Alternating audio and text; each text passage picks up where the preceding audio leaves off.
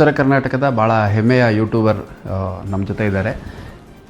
ರಸ್ತೆ ಸುರಕ್ಷತೆ ಬಗ್ಗೆ ಮತ್ತು ವಾಹನ ಚಲಾವಣೆ ಮಾಡುವಂಥ ಸಂದರ್ಭದಲ್ಲಿ ಯಾವ ರೀತಿ ಸುರಕ್ಷತಾ ಕ್ರಮಗಳನ್ನು ಕೈಗೊಳ್ಳಬೇಕು ಅನ್ನೋದ್ರ ಬಗ್ಗೆ, ಅದರ ಪ್ರಾಮುಖ್ಯತೆ ಏನು ಅಂತ ಭಾಳ ಅರ್ಥಪೂರ್ಣವಾದಂಥ ಒಂದು ವಿಡಿಯೋವನ್ನು ಮಾಡಿದ್ದಾರೆ. ಇತ್ತೀಚಿನ ದಿನಗಳಲ್ಲಿ ತಾವೆಲ್ಲ ಗಮನಿಸಿದ್ವಿ, ಭಾಳ ವಿದ್ಯಾರ್ಥಿಗಳು, ಅಮಾಯಕರು, ಪೆಡೆಸ್ಟ್ರಿಯನ್ಸು ಇವರೆಲ್ಲ ರಸ್ತೆ ಬದಿಯಲ್ಲಿ ಹೋಗುವಂಥ ಸಂದರ್ಭದಲ್ಲಿ ಮಕ್ಕಳು ಆಕ್ಸಿಡೆಂಟ್ ಆಗಿ ಸಾವನ್ನು ಅಪ್ತಾ ಇರುವಂಥದ್ದು. ನಾವು ಲೆಕ್ಕ ಹಾಕಿ ನೋಡೋದಾದರೆ ಹುಬ್ಳಿಲಿ ಪ್ರತಿ ವರ್ಷ 10 ರಿಂದ 12 ಜನ ಮರ್ಡರಾಗಿ ಕೊಲೆಯಾಗಿ ಸತ್ತರೆ 100ಕ್ಕೂ ಹೆಚ್ಚು ಜನ ಆಕ್ಸಿಡೆಂಟಲ್ಲಿ ಸಾಯ್ತಾರೆ, 500ಕ್ಕೂ ಹೆಚ್ಚು ಜನ ಇಂಜೂರ್ಸ್ ಆಗ್ತಾರೆ.